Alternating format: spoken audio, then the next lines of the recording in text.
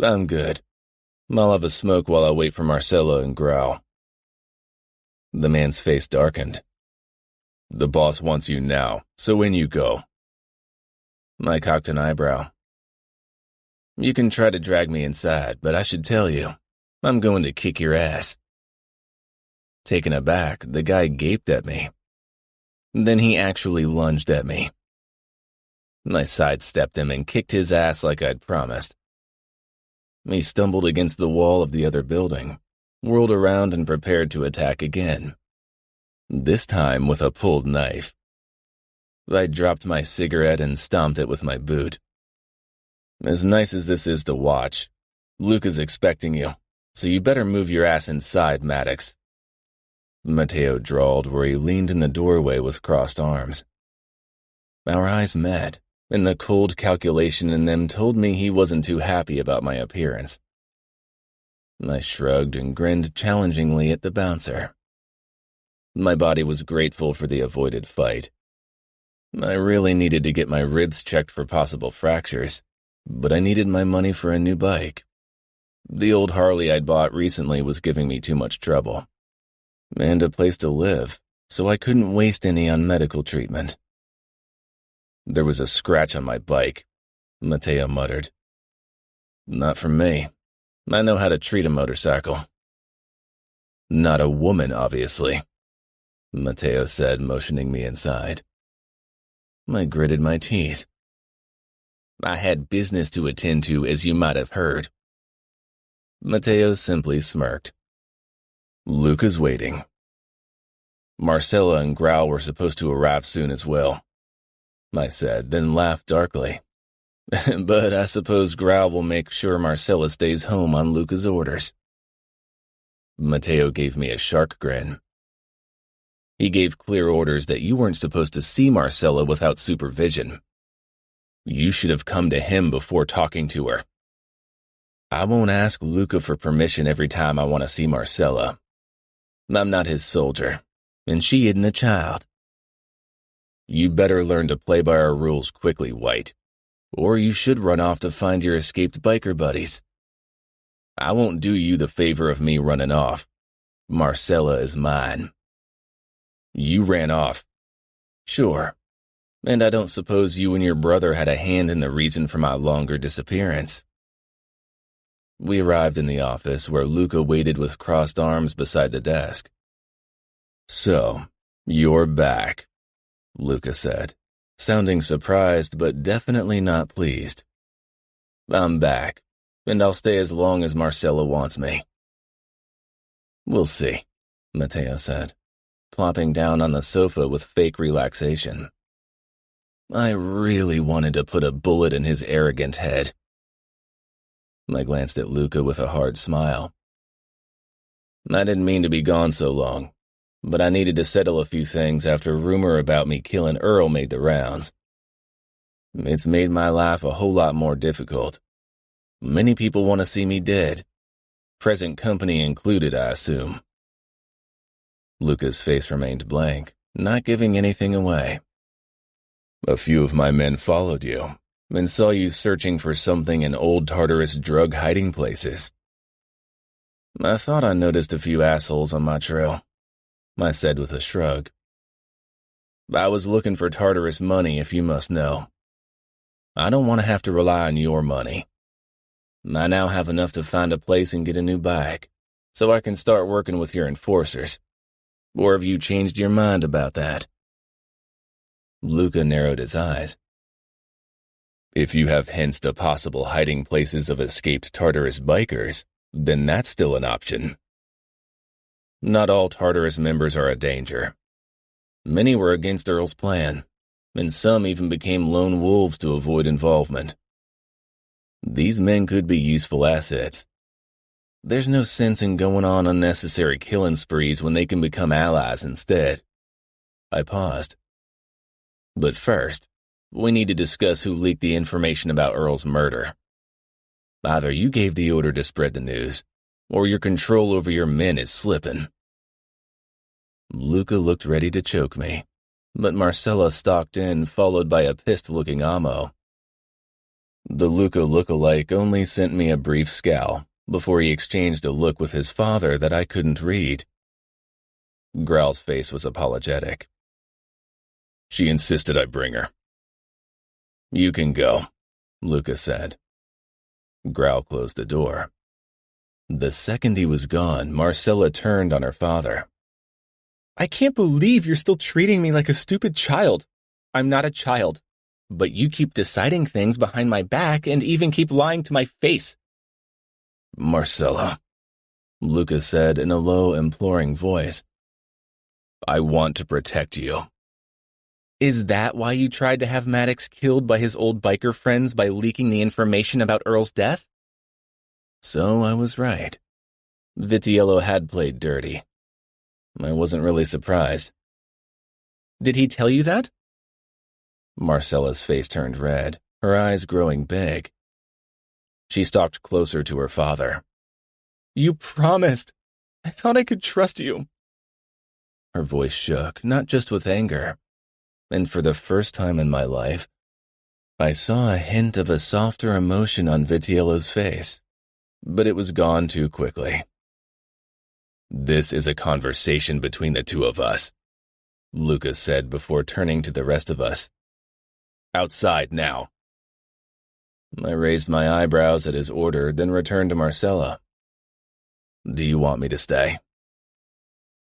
Marcella actually considered it for a moment before she shook her head.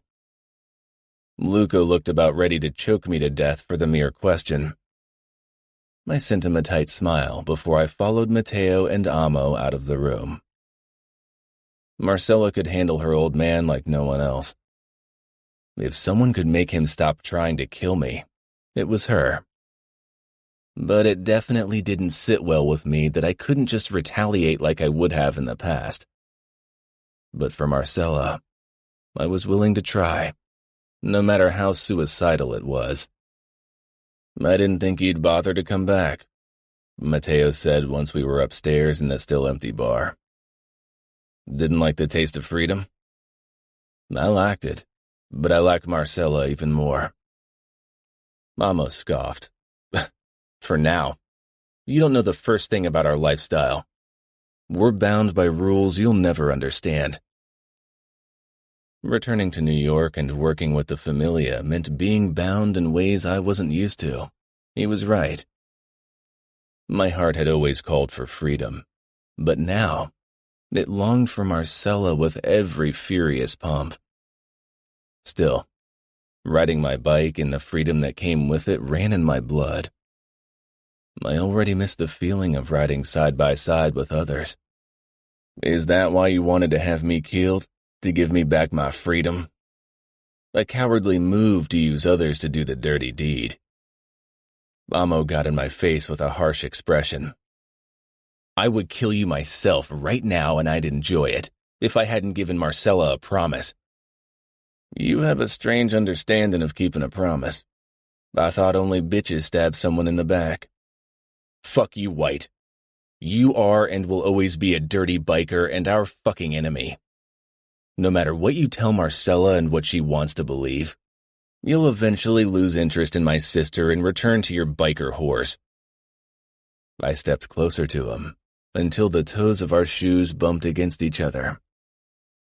Though the kid was only 15 or 16, he was my height, and I was already a tall fucker. Your sister's not a woman anyone could ever lose interest in.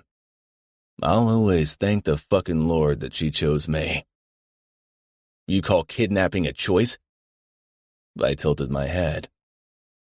She didn't choose the way we met, but she sure as fuck chose to be with me. And once she's back among civilized people, she'll realize her mistake and drop your ass. I smiled harshly. You're awfully interested in your sister's choice in men. If there's something like an Oedipus complex between siblings, you probably have it. You might want to get that checked. Matteo chuckled appreciatively, obviously enjoying the fight between Amo and me. The latter, however, lost his shit and lunged at me, his hands closing around my throat in an all too familiar way. I gripped his fingers, trying to pry them off, but only succeeding marginally. Trying to be like your old man, kid? Nobody ever told you that there can only be one OG, and it's not you. Fuck you, White, Amo growled. I grinned and headbanged him. Pain pierced my skull, but at least Amo's hold loosened. You're dead, White. Chapter 7. Marcella. The moment Maddox, Mateo, and Amo had left the office, I moved toward Dad. Don't give me that look, Marcy. He doesn't understand our values or our rules. Bikers live a life of promiscuity and unsteadiness. Family doesn't mean anything to them, marriage close to nothing. I stand by my opinion. He's not worthy of you. Many made men cheat on their wives. Is that how they prove how much they care about their family? What kind of values do they have? Dad shook his head. That's not the point. I want a husband for you who treats you like a queen. I won't allow anyone to disrespect you. Neither would I said firmly. Do you really think I'd let Maddox cheat on me? Or treat me badly in any other way? I'd kick his ass. He kidnapped you. Dad, I said, annoyed. We discussed that. That's the past. And Maddox paid for it and he'll prove himself over the next months and years.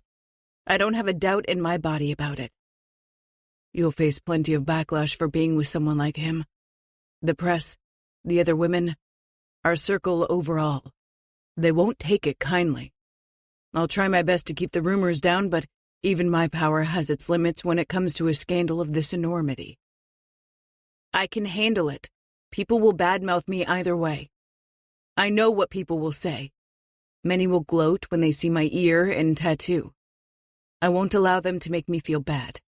Dad's expression was murderous. If I catch anyone gloating, they won't see the next day. It's time for me to protect myself. At the mayor's party, I'll show them that I don't care about their opinion. Dad touched his cheek. You are so much stronger than I thought, but I'll always try to protect you as long as I live. I know, Dad, but you don't have to protect me from Maddox. Dad still doesn't look convinced. You have to trust me in this, and promise you won't ever do anything that could lead to Maddox's death.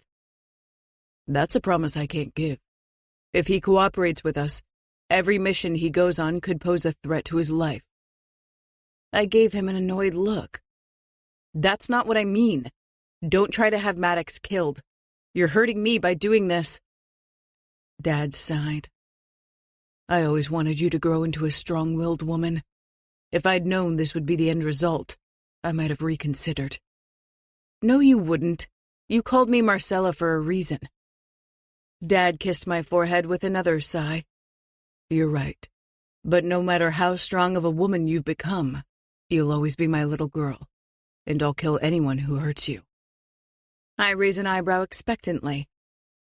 But I promise not to have Maddox killed in any way again, unless he does anything to hurt you. I knew I wouldn't get a better promise out of Dad, so I nodded. Maddox and I need to spend time together to get past what happened. I began, but Dad interrupted me. I don't want you alone with him. I was allowed to be alone with Giovanni, even though we weren't married yet, because he was trustworthy. You mean scared of you? Maddox doesn't care about our values. You mean you're worried he'll ruin my chances of presenting bloody sheets? I said bitterly. Dad gave me a look. You don't have to lie to me. Maybe I try to ignore you growing up, but I'm not blind. I swallowed. What do you mean? You can't be capo without reading people. I see how you and he look at each other, Dad said. Oh, I whispered, my cheeks heating. Are you disappointed? Dad sighed, sinking down on the edge of the desk to be eye level with me. Princess, I overruled the bloody sheets tradition for you, but I can't deny it. If it were up to me, you would have gone to a nunnery. I laughed. Dad! His expression became solemn. A father wants to protect his daughter from harm. I hoped you'd find a man who'd treat you right, not your kidnapper. I really didn't want to talk about sex with my father, but I didn't want this burden to rest on his shoulders as well. Maddox is that man. He never treated me badly, Dad. I'm not lying, all right? He nodded, but I could tell he was still doubtful. Mom said you named me Marcella after your grandmother because you wanted me to be as strong as the goddess of war. You never wanted me to bow to a man, to be forced into a marriage. I chose Maddox. Let it be my choice whom I love. Let it be my choice whom I marry. Your mother said the same to me. Why are you girls making my life so difficult? I leaned against him. Allow me to see Maddox at his place and to visit me at home. Not alone, Dad said in a steely voice. I want Amo or Mateo to accompany you. Once Maddox has proven himself, he can come over to our house, and then later you might be allowed to visit him alone as well. I nodded grudgingly, knowing when to retreat for the moment. Mom and I would eventually convince him anyway, if Maddox could win Mom's heart. I really hope you find the happiness you deserve with Maddox.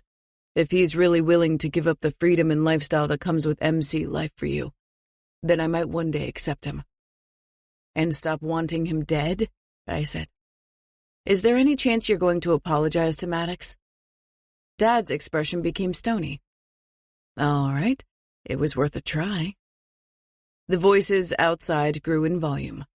Dad stalked to the door and I followed him. Maddox and Amo were caught up in an argument and grappling. Enough, I shouted. Maddox and Amo glanced my way, then at Dad, and took a step away from each other. What's going on here? I asked.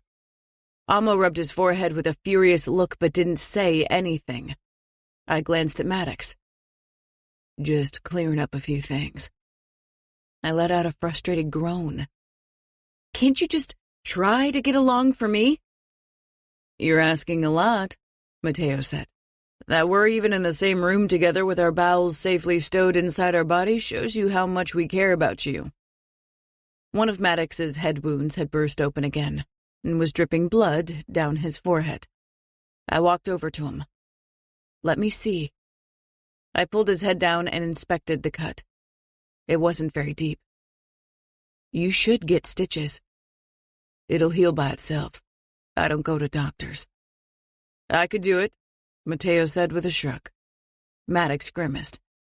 Yeah, right. It'll be a cold day in hell before I want any of you near my head with a needle. I gave him a look. I didn't want them to start provoking each other again. All right, I said. I think we need to discuss how Maddox and I can work together. Maddox will work with Mateo or trusted soldiers, not with you. I want you to lay low for a while until you've gotten over the kidnapping. Maddox. Marcella's expression became frosty. Vitiello really couldn't stop coddling her. Dad, Marcella said impatiently. I don't need to get over anything, and even if I did, it would help me if I could make sure the men who worked for Earl are eliminated. Hiding at home won't make me feel better in any way. And it won't improve my standing among our men if you treat me like I can't take care of myself. You have to trust me if you want your men to take me seriously. I trust you, and my men will eventually see how clever you are. But it's crucial that they don't resent us for working with a white. That's why we have to introduce our cooperation slowly. Vitiello looked my way. And first, I need you to tell me everything about the men you talked to in the last few days. They're in my territory, and thus pose a threat. The men my brother's with aren't a threat. They were never in favor of the kidnapping and turned nomad before it went down. Not all of them, Mateo butted in. Your brother and that gunner guy were part of our welcome party when we attacked your clubhouse, and I assume you talked to both. I gritted my teeth. They aren't a danger. I think it would be good to consider recruiting them to help us. My standing among many bikers isn't the best right now, thanks to you leaking the information about Earl. But Gunner and these other guys could talk to other clubs for us and gather new information. And once the dust has settled over the thing with Earl, I can start talking to other clubs and maybe look for new cooperations for you. I was being selfish. I wanted the Familia to cooperate with MCs so I could stay in touch with the lifestyle I loved. No, Lucas said firmly. That's out of the question. I don't want any cooperations with other motorcycle clubs or with former Tartarus members. I'm not even sure I want you working for us, but I definitely won't have more people around I don't trust. I bit back an insult. I had half a mind to tell Vitiello to suck his dick. The only reason why I even considered helping him in the Familia was Marcella. Marcella stepped between us as if she feared Luca and I would attack each other. Maddox is an asset. Without him, you couldn't have landed the hit on Tartarus. Maddox is right. We should let him bring together the Tartarus men who left before the kidnapping or were against it. We can use insiders if we want to eliminate the rest of our enemies within the biker scene. I stifled a smile at Marcella's stubbornness. She fought for me and herself like a lioness.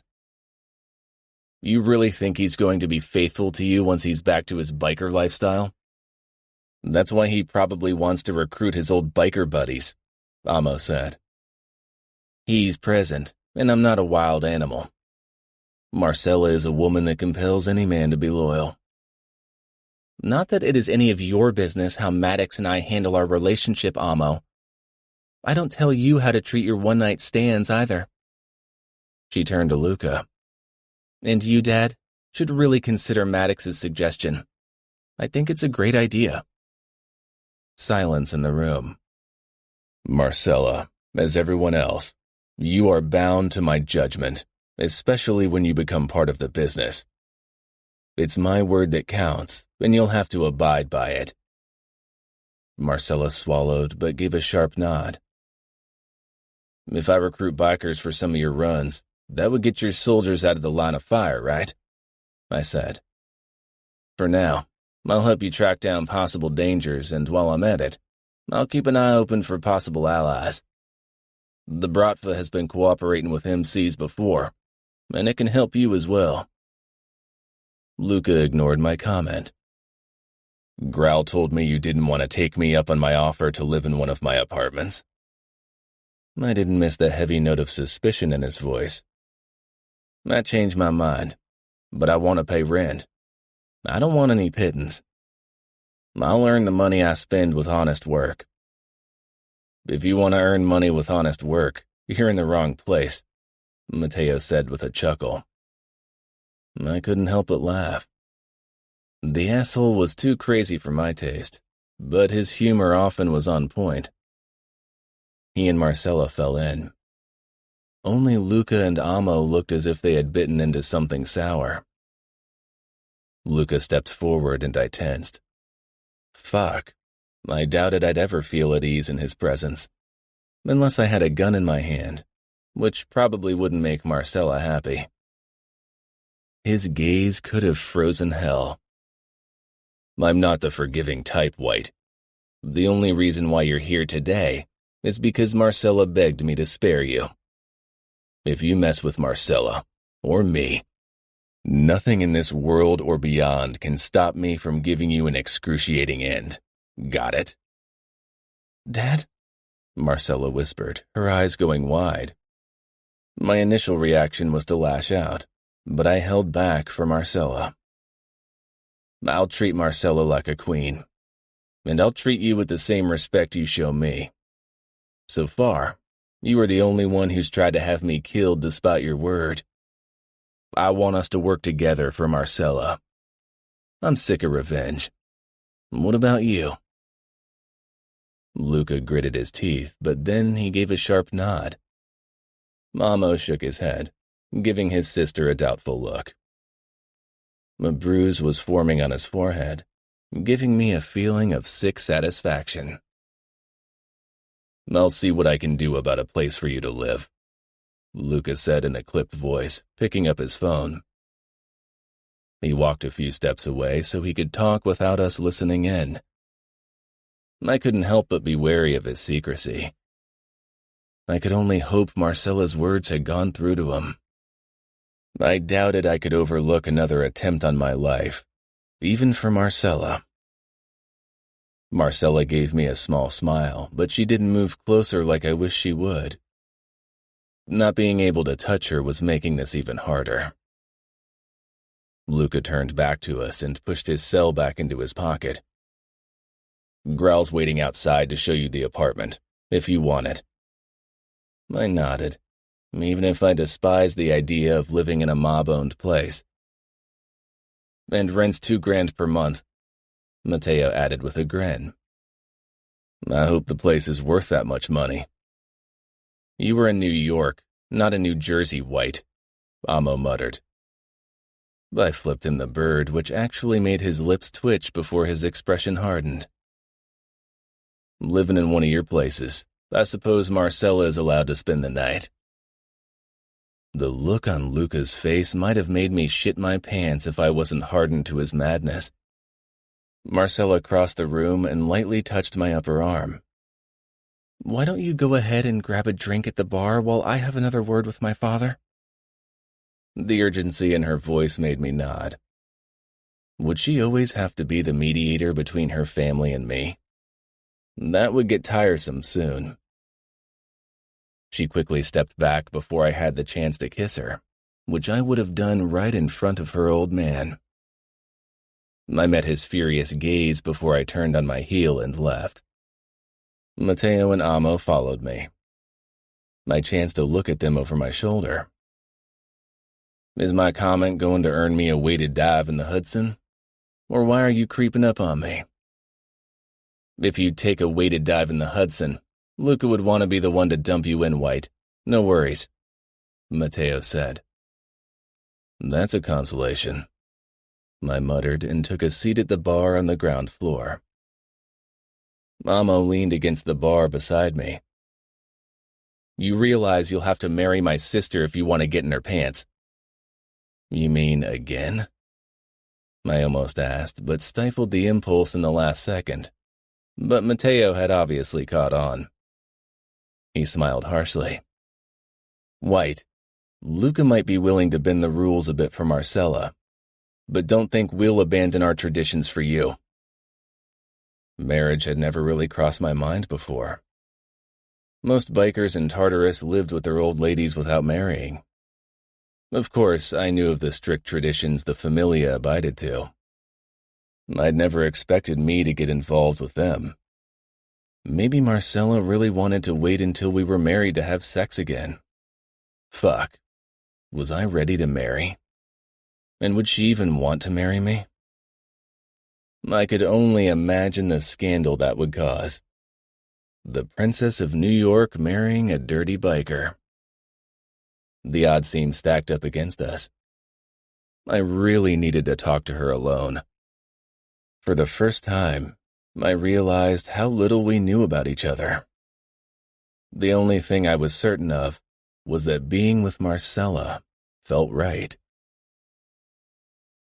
Chapter 8. Marcella.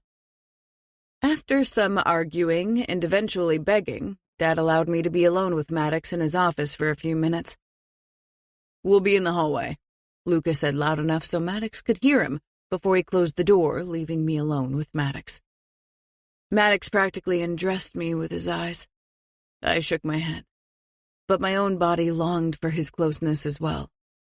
Yet I hadn't forgotten the heartbreak of the last few days. "Won't you give me a little peck as a reward for behaving around your murderous family?" he asked with a wry smile. He had a point.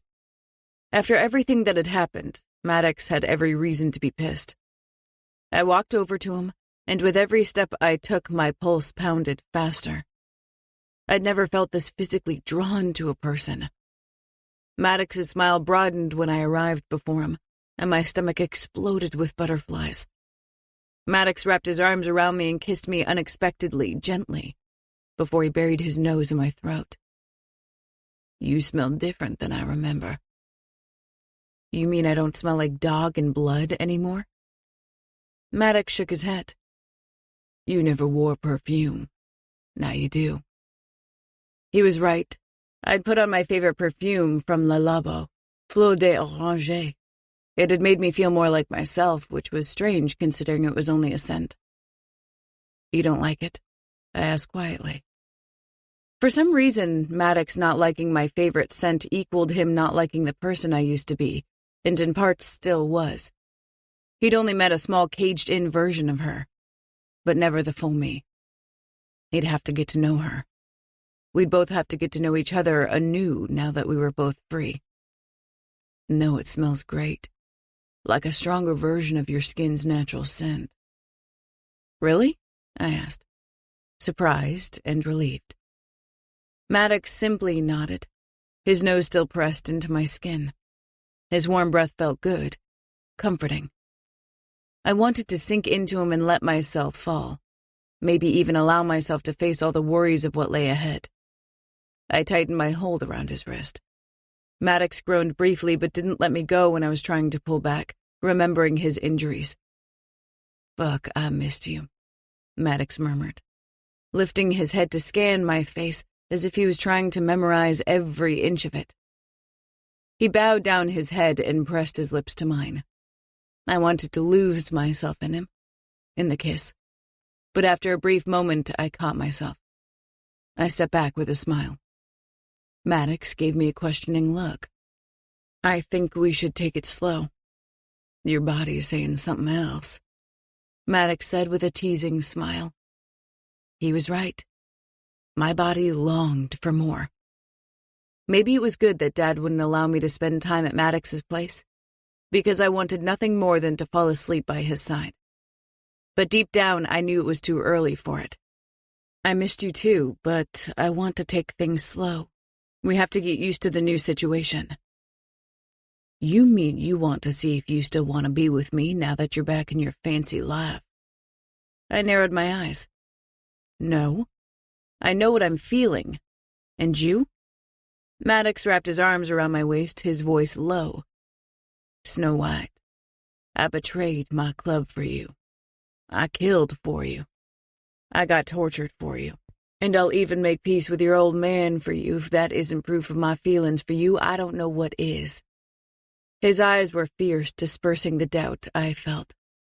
I swallowed, wondering what he'd say if I told him I was supposed to get my period today, but was scared I wouldn't. Maddox and I weren't ready to be parents, not individually and definitely not as a couple. Too much was uncertain between us. I considered saying something, but then Dad knocked and opened the door, his eyes measuring the distance between Maddox and me. Maddox and I only got a brief moment to say goodbye before he headed out with Growl, who'd show him the apartment where he could live.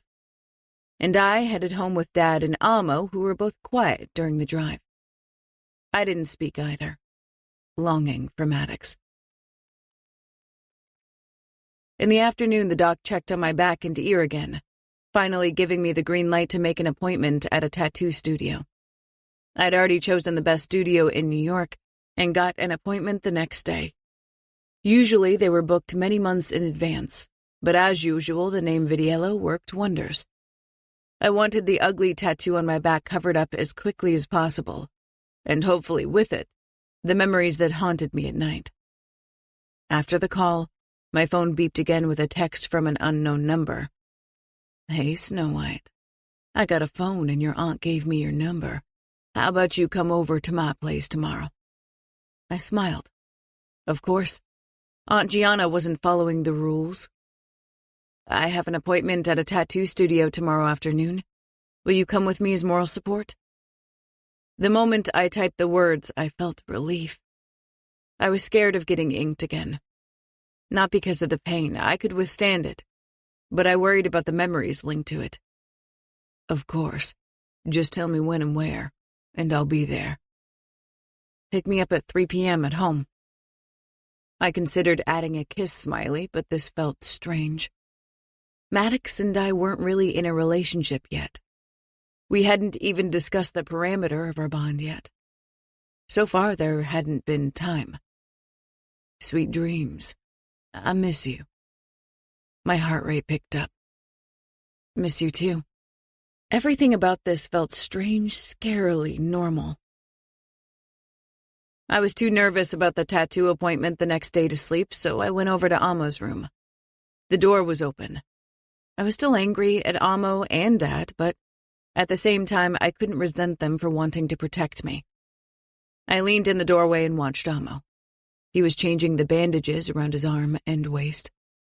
He'd suffered several cuts and a couple of broken ribs during the fight. But this wasn't the least of my concerns. The Amo I saw before me was a different brother than I'd left weeks ago. His face appeared older, harder. He'd been my teenage brother. Now he seemed grown up, like a real man. During his confrontation with Maddox today, it had struck me again. He looked up. "You want me to come with you to the tattoo studio?" Maddox agreed to come, but you could come too. Amo shook his head. "I don't need to see him every day." "Will you try to get along with him for me?" "I didn't try to kill him today." I rolled my eyes. "Oh, thanks." "People are already talking. Several of your friends messaged me to ask if the rumors about you escaping captivity because of an affair with a biker were true. Even the ones I dumped messaged me, Marcy. This is going to get only worse. People will tear into you now that they see a weakness." I looked away. I had ignored all messages from friends for that exact reason. Everyone only wanted to catch the newest tidbit of gossip. I'd only answered 2 messages from family like Sarah or Isabella. When it came down to it, I could only trust family, not the people I called friends. "You really must like him if you risk your reputation for him, considering you worried about glassy scallops not too long ago." "I think I love him," I whispered. Amo grimaced. "You sure?" "No," I sighed, and walked over to Amo to sit on his desk. The last few weeks were too confusing. I need to get to know him. Today was the first time he and I texted or talked to each other alone without either of us being a captive. I shook my head. Saying it aloud made the absurdity of it sink in. I wonder if Maddox and I can ever have a normal relationship considering everything. I don't want to burst your bubble, Marcy, but nothing about our life is normal. Being a Vidiello and a normal life are at odds. I shook my head with a smile. That's not what I mean. I'm talking about the life I used to. Your version of a normal life probably isn't Dwight's. If you really want to work things out, you and he have to figure out a new normal as a couple. My lips parted in shock. Who are you, and where's my emotionally imbecile brother? Just because I don't usually bother doesn't mean I don't understand emotions. You think Maddox and I can find a new normal? Amo gave me a look that made it clear he wouldn't answer the question. I won't ever fall in love. It makes fools of people. Don't you want what Mom and Dad have? Amo shrugged. Even Dad made bad decisions because of his love for Mom. The thing with Tartarus wouldn't have happened if he hadn't been madly in love with Mom. I can't see myself ever feeling something that strong for someone. I never thought I could. I never did with Giovanni, but I think it could be like that with Maddox. He betrayed his club and killed his uncle for you. That's a good start for foolish love. I laughed. Yeah. I still don't like him, so don't expect any more relationship advice from me. Can I asked, nodding at the bed. I still hadn't managed to catch any sleep in my bedroom. The only times I got some sleep was in Amo's room. Sure, I can't sleep anytime soon anyway. I glanced back down on my phone before I closed my eyes. Maddox. I followed Growl's pickup on my bike to an apartment complex about 2 blocks from the Sphere. It wasn't one of the luxury skyscrapers, but it was much posher than anywhere I'd ever lived before. When Growl and I passed the lobby, the receptionist scanned me from head to toe, unable to hide her shock. I looked a mess. There was no question about it. The last few days had taken their toll on my body, and my clothes had definitely seen better days. I tipped my imaginary cap in greeting, and she quickly looked away and pretended to be busy with something on her computer. I shook my head with a chuckle. "The staff knows to keep their noses out of our business," Growl said as we entered the elevator. He looked at my hands. "Don't you have any clothes or other stuff?" I cast my eyes up to the mirrored ceiling. Fuck. I really looked like shit. It was a miracle that the receptionist hadn't run away screaming upon seeing me. But working in one of Vitiello's apartment buildings probably hardened you against bloody faces. Most of my stuff went up in flames when the Vitiellos burned down the clubhouse. I always traveled light. Growl made a non-committal noise. Do you have money to buy clothes and everything else you need?" I patted my jeans pocket, which still held several grand. But I needed a new bike, so that would rip a huge hole in my pocket. "I'm fine, and I won't borrow money from the Familia for sure. Even idiots know better than to owe the mob money." "I would have given you cash without interest," Growl said with a shrug, and stepped out when the elevator arrived on the 15th floor. I raised my eyebrows. "Really? Why would you do that? You don't know me, and as far as your boss is concerned, I'm still the enemy." Growl motioned at the door at the end of the long hallway.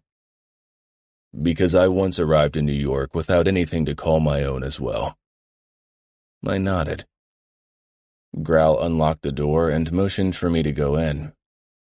I didn't like turning my back on him, no matter how semi-friendly he appeared, but I forced myself to go ahead anyway. I froze in the loft that opened up before me. Fuck.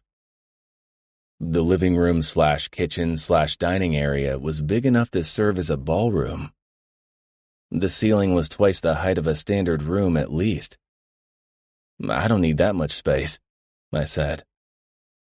Growl shrugged. "It's the smallest apartment in the building. Only 2 bedrooms. I laughed in disbelief. The Vitiellos really didn't know what to do with the shitload of blood money they earned. I was poor like a church mouse in comparison. Did Marcella realize that? She'd be the one with the money.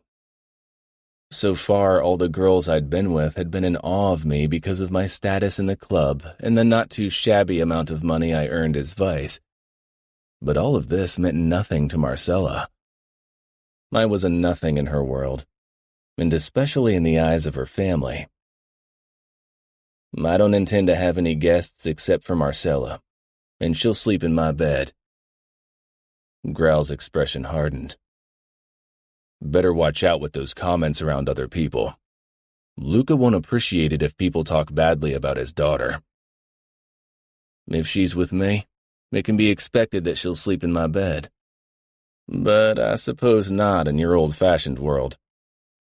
"It'll be your world if you want to be the man at Marcella's side." I wanted nothing more, but belonging to this strange world with even stranger rules?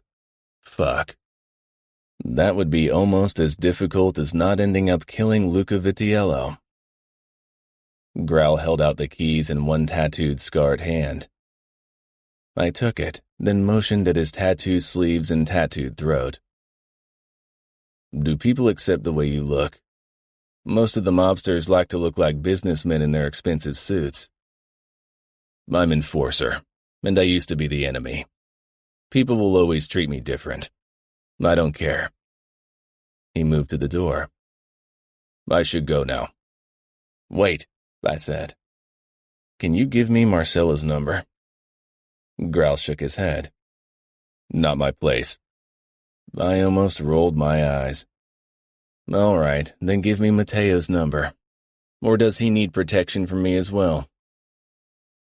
Growl ignored my sarcasm and took out his cell phone. I noted down Mateo's number.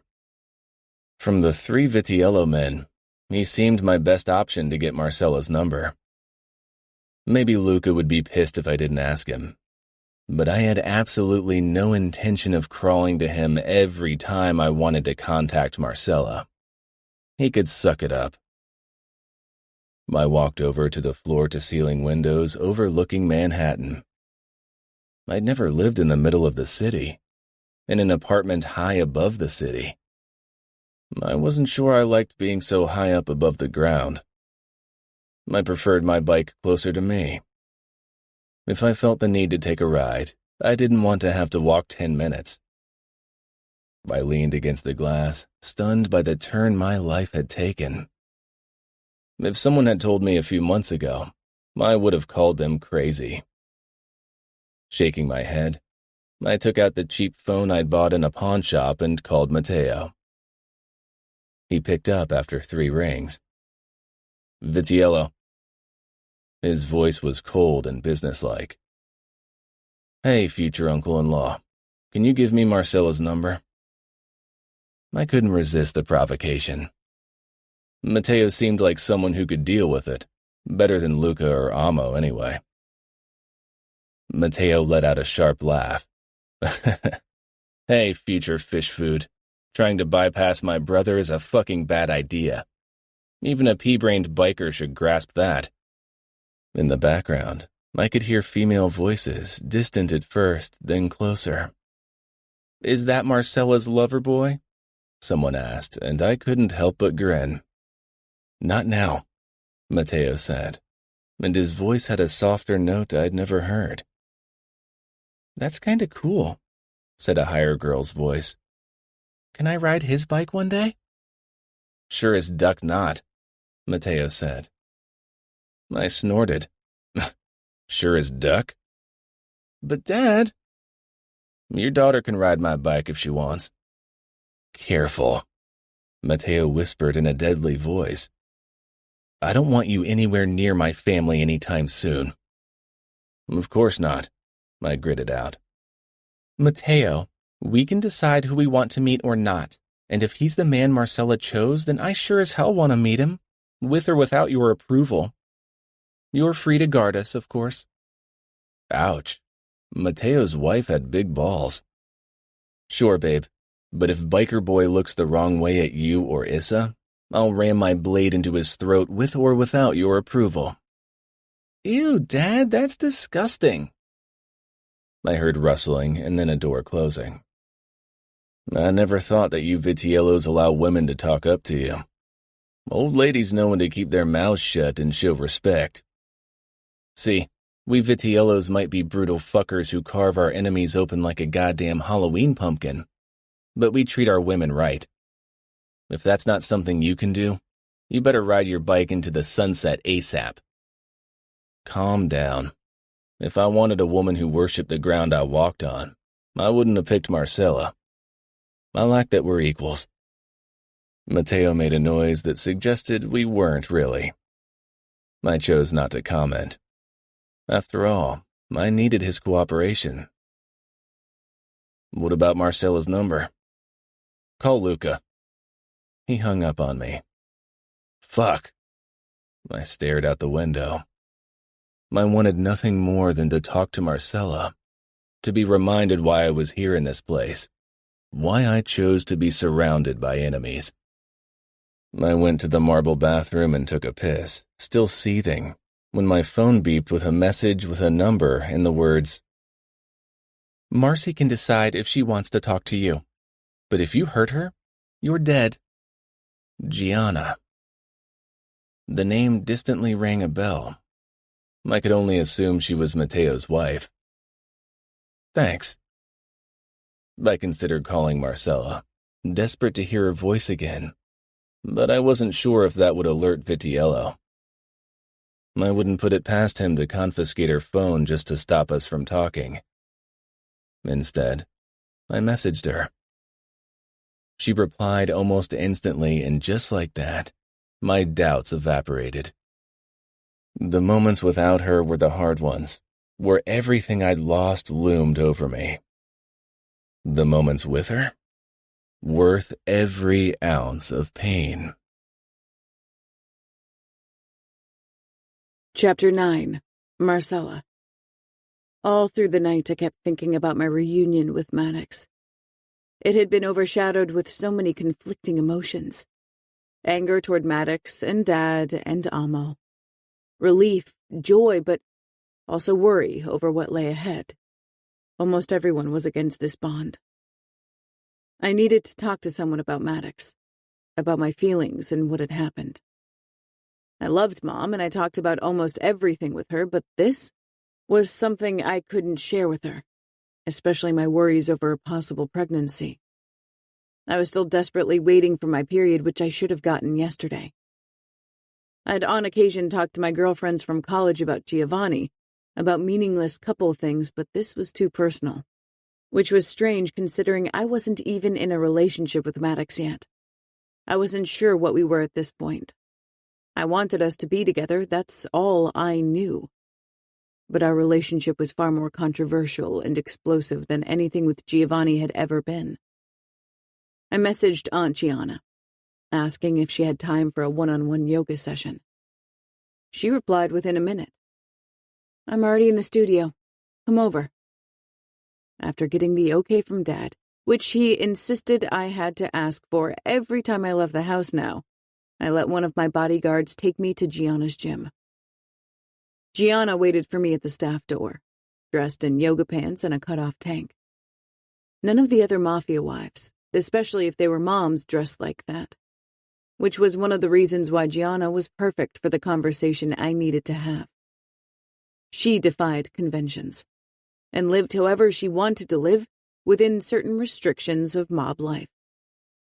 Gianna gave me a smile and a brief hug before she led me into her cozy yoga room. It smelled of vervain and was heated to a tank-top temperature all year round. Gianna sank down on one of the blood-red poofs, and I did the same right across from her. She searched my face but didn't say anything. I wasn't really sure how much she knew, definitely whatever Mateo knew, but he'd given up keeping things from her. "Did Biker Boy contact you last night?" "He did," I said. "Thanks for giving him my number. I hope you didn't get in trouble because of me." Gianna grinned. "I can handle trouble. Don't worry." "I suppose you can," I said, brushing my hair back behind my ear out of habit, and regretting it when Gianna's eyes lingered on my injured ear. It was still too tender to wear ear jewelry for more than a very short amount of time. "You should always wear it like that when you're meeting with made men. Maybe it'll remind them that women aren't weak. After all, we handle giving birth." I laughed. "Maybe. They'll probably just pity me. I despise pity." Gianna's lips curled. "Ditto. But I doubt anyone would ever pity you, Marcy. Not if you don't give them reason to. Show them who's boss." I nodded, but my mind drifted to Maddox once more. I was excited about seeing him again in the afternoon, something I hadn't mentioned to Dad yet. "I assume there's a reason why you're here? And it's not fitness-related?" I sighed. "It's probably no news, but Maddox and I got together while I was in the clubhouse. Together seemed like such a ridiculous description of what had happened, but what we had defied a definition." "Okay," Gianna said slowly. "You don't sound happy about it. Did he force you to do anything you didn't want?" "God, no, I wanted it. I enjoyed it." I gave an apologetic shrug. "I know people won't understand and even condemn me for it, but I don't regret it." My belly bustled with butterflies just thinking about being with Maddox again. Maybe the odds were stacked against us, but I wanted him. "There's nothing wrong with enjoying yourself." "Have you lived in a different world these last few years?" I asked Reilly. "I know the unwritten rules, they haven't changed since I was a teen, but I always had trouble following them. If you want to live by your own rules, you just have to make sure you can live with the backlash. There will be nasty rumors about you, and they probably won't ever die down." I grimaced. Rumors about Gianna's escape still made the rounds at social events. People had made up the most ridiculous stories. I'd never asked Gianna about them because I hadn't wanted to be someone who listened to rumors. "Ask," Gianna said. "I know what Mom told me," I said with a sheepish smile. "That you ran off after you got engaged to Mateo because you didn't want to marry him. but he caught you after almost a year and forced you to marry him. He'd say he saved me from being killed by my asshole of a father by giving me the chance to marry him, Gianna said, rolling her eyes. It's true, though, right? Yeah, but he doesn't have to play the knight in shining armor. He only wanted me in his bed. I shook my head with a laugh. That's why I wanted to talk to you. And it's why your dad would prefer if you talked to someone else. I rolled my eyes. So you weren't a virgin either when you married. Gianna tilted her head. I was, but that's completely irrelevant. My eyes widened. I thought you slept with a few European guys while you were on the run. I wanted to. I made out with a few, but I never went all the way. Your uncle insists it was because I secretly only desired him. I frowned. To be honest, if I could turn back time, I probably wouldn't run. But I'd have sex with Matteo in every corner of my old home to pay my father back and present white sheets to him after the wedding night. So the rumors about you are wrong, and still people badmouth you. I don't want to know what they'll do to me considering the rumors are right. You slept with Maddox, so what? That's your business. I wanted to do it. I defended myself. I wasn't even sure why I felt the need to defend myself, especially in front of Gianna, but the rules of our world were deeply ingrained in me. Good for you, Gianna said. I'm guilty of having a thing for bad boys, as Matteo always points out. And a biker from Tartarus is as bad boy as you can get. I huffed out a laugh. You make it sound as if I'm a randy teenager who just wanted to enjoy herself. You should enjoy yourself before your responsibilities catch up with you. You chose the perfect guy. Nobody will expect you to marry Maddox, even if he was your first. I want to be with Maddox. It's more than physical. Gianna pursed her lips. It's your life, Marcy. You only have this one go at it. Live the life you want. If you want to have fun with the biker boy, then have fun and move on. If you want to have fun and get serious with him, then do that. But either way, the conservatives will burn you at the stake for it. Prepare for the fight of your life and be ready to win. I will. Good. I'll be there for you whenever you need me. Thanks, Gianna. I said, then hesitated. Can you do me a favor and get me a pregnancy test? Gianna froze. Oh, Marcy. Don't tell me Biker Boy was too stupid to use a condom. It just happened. I grimaced at how stupid that sounded, but the situation had been extraordinary. How long are you overdue? Just one day. It's probably nothing. You better hope that's true because your father will kill Maddox if he got you pregnant, and I doubt Arya will stop him. I know. What does Biker Boy say to possible fatherhood? I haven't told him yet. I want to wait until I'm sure. He isn't in the best state right now. Neither are you. I don't see why you should worry alone. He's just as responsible as you are. I raised my eyebrows. Can you get me a test? Of course. But I don't have any lying around, so I'll have to grab one in the pharmacy during my lunch break. I can pop over tonight and give it to you, all right? Or do you need it sooner? No. A few hours more or less doesn't really matter. If you say so. I'd want certainty as soon as possible. I have my tattoo appointment in the afternoon, so I'll be busy. Gianna nodded. Don't let anyone determine your worth, Marcy. Promise me. I hugged Gianna before I got up. I won't. I promise, I said. I hadn't cared what Earl thought about me, but his words inked into my back could become words whispered among the familia, and I couldn't help but worry about it. I still don't like the idea of him tagging along, Amo muttered when Maddox pulled up in front of the mansion on a brand-new Harley. It looked remarkably like his old bike, but without the Tartarus hellhound. He wasn't wearing his cut either, only black jeans, a black tee, leather jacket, and biker boots. Not even a helmet. I couldn't help but smile despite my anxiety about the tattoo appointment. He couldn't live without a new Harley for long, Amo muttered. I loved seeing Maddox on a bike. It was where he belonged. but a part of me worried he really couldn't live without the biker lifestyle. 2 bodyguards were already waiting in front of the door, and one sat behind the steering wheel of the limousine with armored glass. Dad had insisted I take 3 guards with me. He didn't count Maddox as additional protection. Quite the opposite. Amo followed me outside. I wouldn't be surprised if he decided to tag along as well. I headed to the curb. Maddox got off his bike and made a step in my direction as if he was planning on greeting me with a kiss. I sidestepped him casually to check out his bike, worried that paparazzi were around. A photo of a kiss between Maddox and me would really fire up a scandal. I wasn't ready for that yet.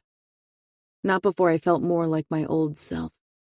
And definitely not before Maddox and I discussed us.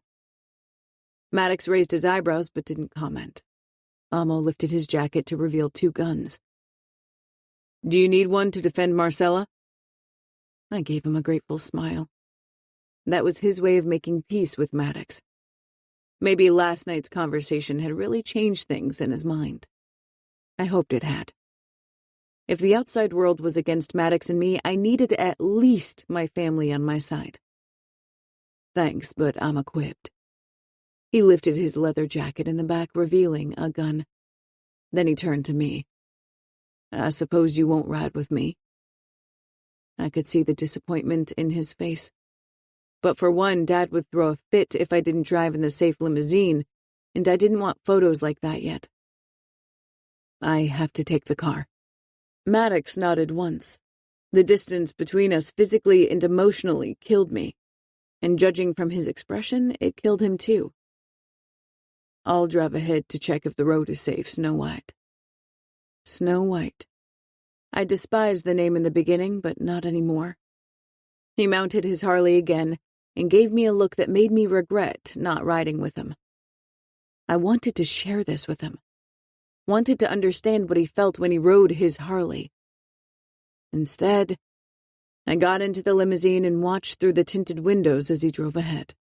I thought it would be easier for me to admit my feelings for Maddox in public, but this was still too fresh, too uncertain for me to be willing to make myself so vulnerable in front of others. Everyone was watching with bated breath, ready for the scandal to unfurl. Maddox stopped at the curb in front of the tattoo parlor. He narrowed his eyes at something down the road.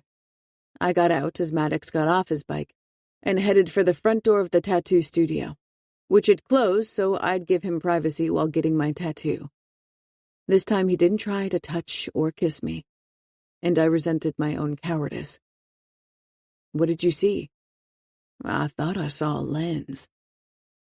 I looked in the direction he had, but I knew I wouldn't see anything. I rarely did. I'd know tomorrow if paparazzi had followed us. "Do you want me to come inside with you?" Maddox asked, returning my attention to the parlor. "Yes, please," I said softly. Whatever he saw in my face made protectiveness flare up in his eyes. One of my bodyguards checked the tattoo studio while Maddox and the other waited with me.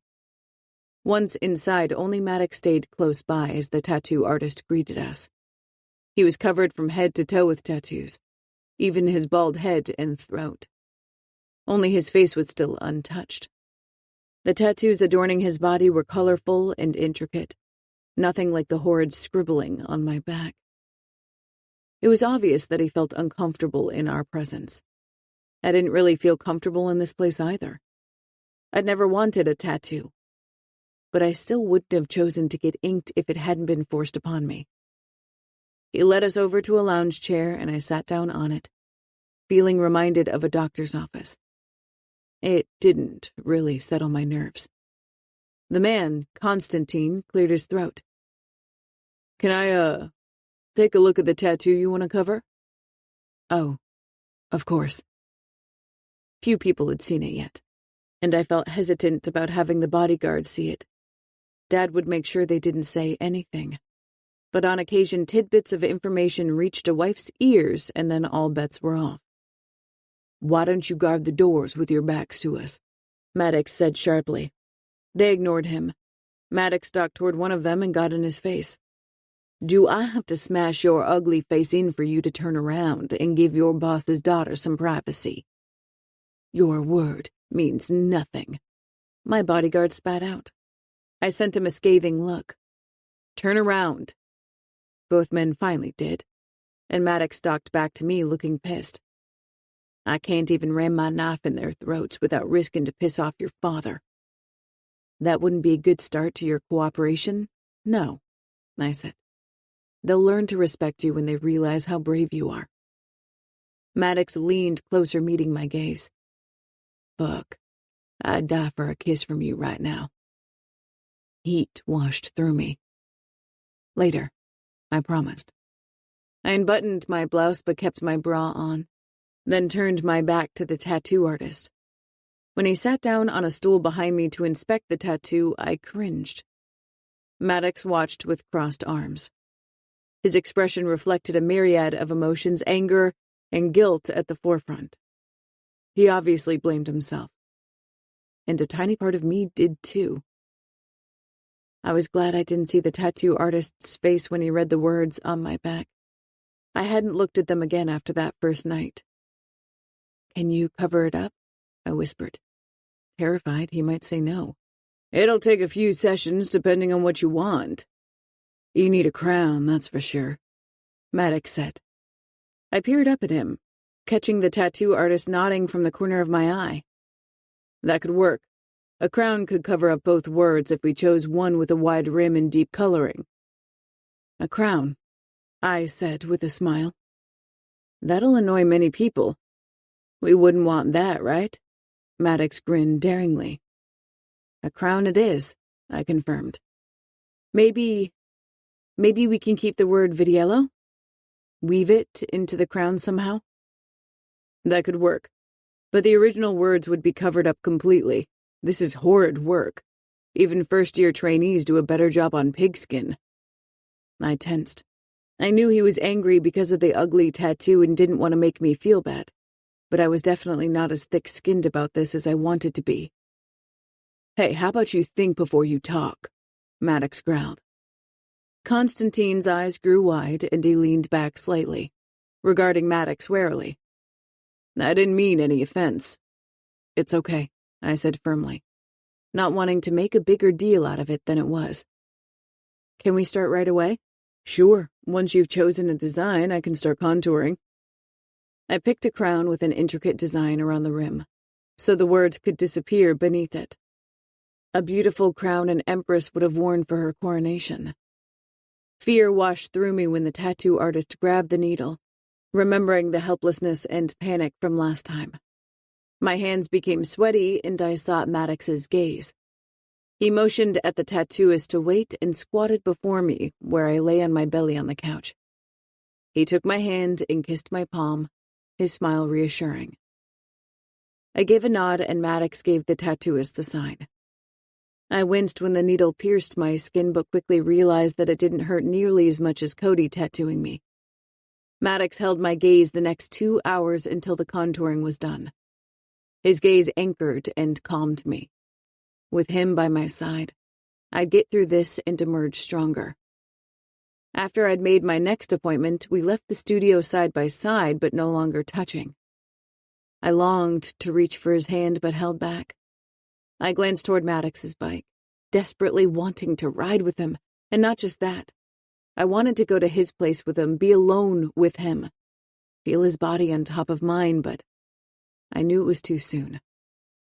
He nodded with a wistful smile as if he could read my thoughts.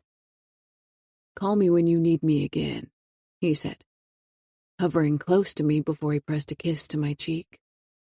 I could see it in his face, that he wanted to do far more than that, but he held back, respecting the boundaries I'd set and was already starting to regret. Why don't you come over to meet my mom and little brother? I asked, when Maddox was about to turn back to his bike. I ignored the looks of consternation from my bodyguards. This was a decision I couldn't really make. Dad was the master of the house and uber protective. The tentative peace between him and Maddox was only a day old, but I was desperate for Mom and Valerio to meet him. They wouldn't judge Maddox by years of enmity. Maddox gave me a sardonic smile. He'd probably noticed the guards' expressions, too. Well, I'd love to meet your mom. I'm not sure I want to piss off your old man so early on, even if pissing him off really gives me a kick. I nodded, trying to mask my disappointment. I was feeling strangely lost and vulnerable at the moment. The raw feeling in my back brought back unwanted memories. Maddox stepped closer, tilting his head. His voice was low and full of concern when he said, "If you need me, Marcella, I'm there. Even if I have to knock your dad out, just say it." I shook my head, not wanting to appear weak. "Next time." Maddox frowned. "You sure?" I nodded and took a step back, needing to pull out of the situation. I should head back before my family worries. "I'm sure your guards keep your old man up to date," Maddox muttered. "Bye," I said with a firm smile and got into the car. Maddox didn't stop watching me, and I had half a mind to ask him to come after all. The car finally pulled away, taking the decision from me. My stomach flipped and my throat became tight. I wasn't sure why I was feeling so anxious and vulnerable because of the tattoo. I had chosen the design. It would cover up the horrible words Earl had marked me with. This was supposed to make things better. Chapter 10. Marcella. I managed to avoid my family when I came back by hurrying upstairs. Mom would console me, but she would also worry about me. And Dad would blame himself and then try to protect me even more. Maybe even decide to keep me away from business after all. I didn't want either outcome. For a long time, I stared at the wrapping covering my back, torn between curiosity and trepidation. The tattoo artist had warned me it would take several sessions to cover up the words. I wasn't a patient person, and this time patience seemed completely impossible. I glanced at the clock. It was almost 6 p.m. Gianna would arrive with a pregnancy test soon. I wondered what kind of lie she'd tell my family for her visit. "Marcy!" Valerio shouted. He was the only one who shouted my name instead of just knocking at the door. "Come in," I said, glad for the distraction. I reached for the cardigan to pull it over, but wasn't quick enough. Valerio barged in, and immediately, his gray eyes zeroed in on my back. They grew wide, and he hurried over to me. "Can I see?" I hesitated. I wasn't sure how much of the words were still visible. Valerio had probably heard worse words coming from the mouths of Dad's soldiers when they hadn't noticed his presence, but I didn't want to explain myself. Seeing his pleading face, I caved. I nodded and sank down on the bed. "Can you help me remove it? But be careful, it's still tender." Valerio leapt on the bed and kneeled behind me. I braced myself, but he was surprisingly careful, so I only felt the occasional tug. "Whoa," he said. I got up and moved toward the mirror to catch a glimpse at it myself. The tattooist had focused on covering up horror in this session, and not touched the scribbled vitiello. The points of the crown pierced the name in places, and the base of it covered the insult. Most of today had been spent contouring, but he'd begun to color the lower part of the crown. I could still read horror, but a fleeting glance wasn't enough anymore. Valerio climbed off the bed, his blonde brows pulling together. I tensed as he scanned the tattoo closely. "Why did they tattoo our name on your skin? Did they think you might forget you're a vitiello?" I shrugged, smiling. That's what I loved about Valerio. He always managed to surprise me with the way he was thinking. They weren't the brightest candles on the cake. I suppose they needed to remind themselves. Valerio nodded. "Yeah, almost said they were stupid motherfuckers." I cocked an eyebrow. "Make sure not to use that word when you're around Mom." Valerio flashed a grin. "I know." Then the smile died away as his eyes moved lower. My gaze followed his in the mirror to the word that always made me cringe. "I like the tattoo. It's not done yet." Valerio rubbed his knuckles, still looking at my back. His knuckles were swollen. "What happened there?" Valerio loved speed and action, so he was often bruised, but only his knuckles was odd. I got into a fight with Mimo. Mimo was one of Valerio's closest friends. Why? I asked. But I had a sinking feeling this had something to do with me. Valerio gave a shrug. I cocked an eyebrow expectantly. He said something about you? What did he say? He wanted to know if it's true what people are saying. Don't let me pull everything out of your nose, Valerio. Just spit it out. If the bikers tattooed that word on your back, he mumbled, nodding to the tattoo. And he asked how your ear looks. I swallowed. A small part of me had hoped that word wouldn't get out. But even if Dad had told his men to shut their mouths, something like that always found a way out. They just needed to talk to their wives who were all gossips. I hated how this made me feel. As if I'd done something wrong. As if I had a reason to be ashamed. I beat him up. His nose was bloody and his lip busted. I made him swear to never talk about it again, Valerio said proudly. He touched my shoulder. I'm going to beat up everyone who talks about you. I gave him a grateful smile. Valerio was easygoing, reminding me more of Uncle Matteo than Dad. Though Mom always said that Valerio was like her brother Fabiano when he was a boy. I only saw Fabiano once or twice per year, and he definitely wasn't easygoing or approachable anymore. That Valerio was getting into fights for me meant a lot. Thanks. You're the best little brother ever. Valerio scrunched up his nose. I'm not that little. I'm taller than all my friends. I tousled his hair. Of course. I put the cardigan on, tired of staring at the tattoo. Valerio hovered beside me. I could tell that there was more he wanted. What is it? He rubbed the back of his neck with a sheepish grin. Can I see your ear? I froze, gingerly touching the diamond earpiece covering my missing earlobe right now. Valerio had an expression of childish curiosity that gave me the strength to open the ear clip. Valerio's mouth forced an O when he saw my ear. The cut had begun to heal, and once I started the laser treatment, it would hopefully be even better, but right now it still wasn't a nice sight. So cool, Valerio said, moving closer so he could take a good look at it. I resisted the urge to cover it up. Why is that cool? I asked, hoping he didn't notice the slight tremor in my voice. My friends and I all compare our scars. They're battle wounds. You think this is a battle wound? Definitely. It's like a medal for bravery.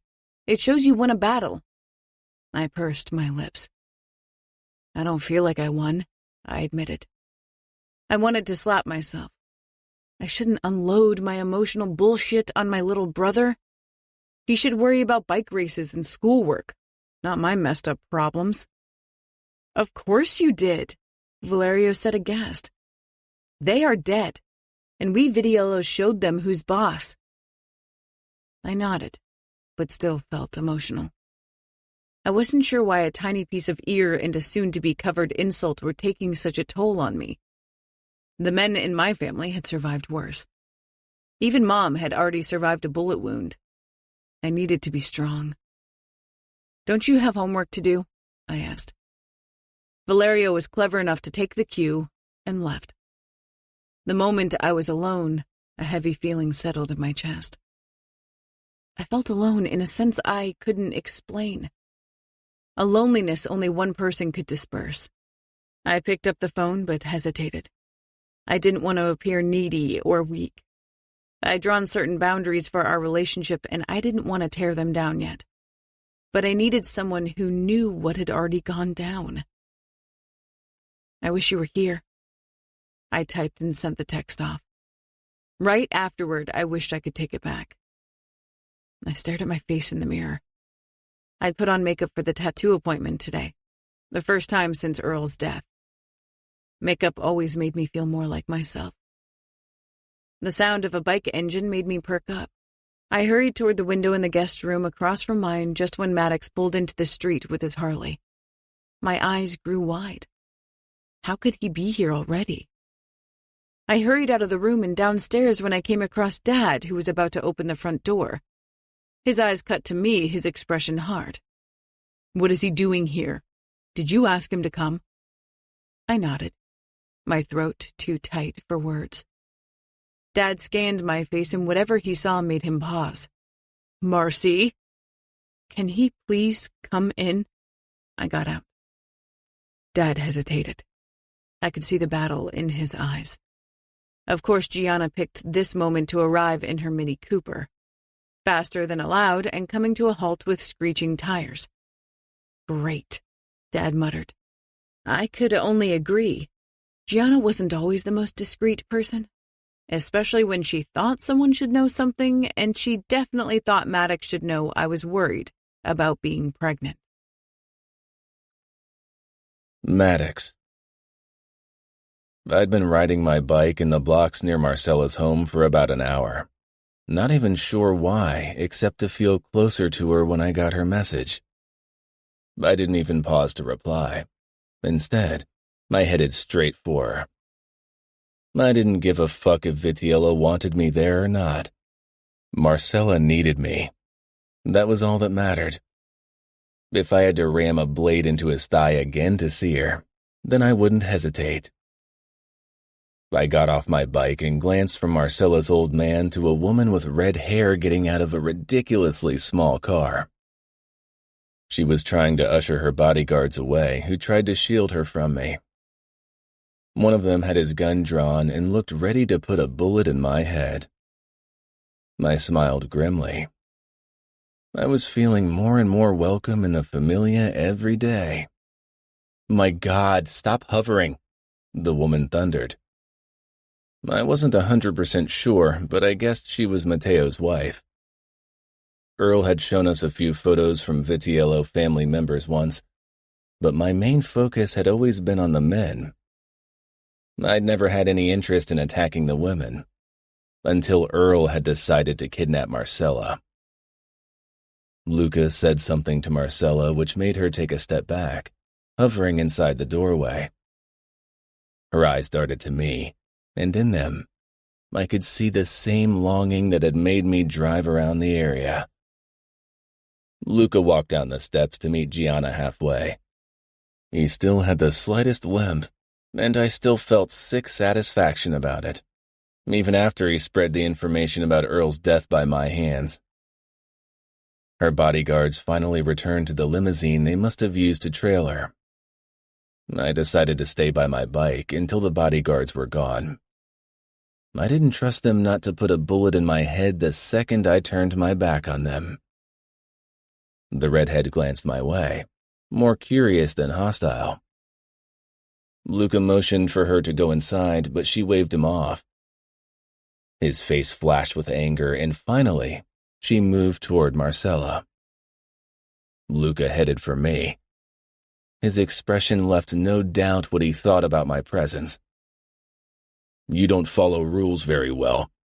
In our world, my word is law, and you can't see my daughter when you see fit, White." I smiled tightly. "She asked to see me, Vitiello, and Marcella's well-being will always matter more to me than your word." Luca narrowed his eyes at me. "Why did she want to see you? If something is the matter, she should ask her family for help." "You'll have to ask her why she didn't come to you. I won't discuss anything she entrusted me with."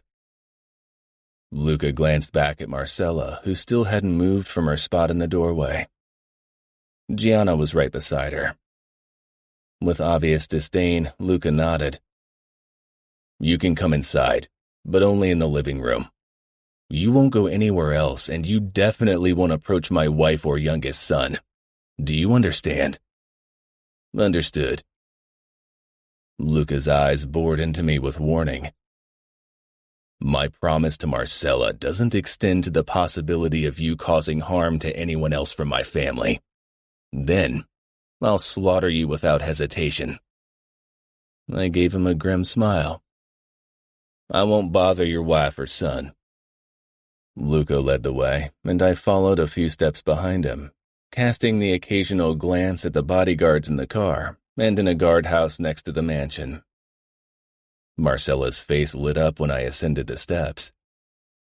Luca ushered her and the redhead into the house. I hesitated on the doorstep, overcome with a sense of surrealism that I was about to set foot inside Luca Vitiello's home. Not too long ago, the only way this could have happened was through a home invasion. But even Earl had never been insane enough to consider attacking the Vitiello mansion. The street bustled with bodyguards, and several of the surrounding houses were owned by Vitiello too. I stepped into the brightly lit entrance hall of the mansion. Everything was modern and bright, by contrast to the old age of the building. Gianna never took her eyes off me as I closed the door behind me. I didn't know much about interior design, but even I could tell that only the best material and furniture had been chosen for the place. Marcella hovered beside the redhead, glancing at her father who still stood guard beside me. I had a feeling he had no intention of leaving anytime soon. "Can Maddox and I get privacy?" "I don't want you alone with him, especially not here." "I can play nanny and keep watch," the redhead suggested with a cheeky smile. Lucas scoffed. "I don't see how that's supposed to help." "I can keep them from ripping their clothes off each other and getting it on your expensive leather couches." My eyebrows shot up. Did she really just say that?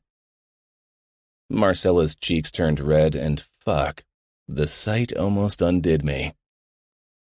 I'd never seen her this embarrassed. Talking sex in front of her old man was obviously a red flag. "Dad," she said firmly, "you have to trust me. Maddox isn't a danger for me. Please let me have a word with him, alone." Luca searched her face and nodded eventually. "Gianna will be in the same room, and if I hear anything suspicious, I'll check on you." I had to stifle the impulse to roll my eyes. All that mattered was that I finally got to spend some time with Marcella. Chapter 11. Marcella. I could tell Maddox wasn't feeling comfortable in our home, and I couldn't really blame him. But I was so glad to have him near. I was feeling terrifyingly frail today, as if a touch of air could break me apart. Dad's expression was warning, but Maddox only briefly glanced his way before he turned to me. Seeing his worried face, I felt better. His concern for me was like balm to my worries. "Let's go into the living room." Maddox followed me, and Gianna trailed after us and closed the door to Dad's tense face. He probably wouldn't leave the foyer in case he needed to burst into the living room to save me. Gianna let out a sigh, her eyes meeting mine. She rolled her eyes toward her purse. I mouthed, "Later." She nodded, then stalked toward Maddox and held out her hand. "I'm Gianna, Marcella's aunt."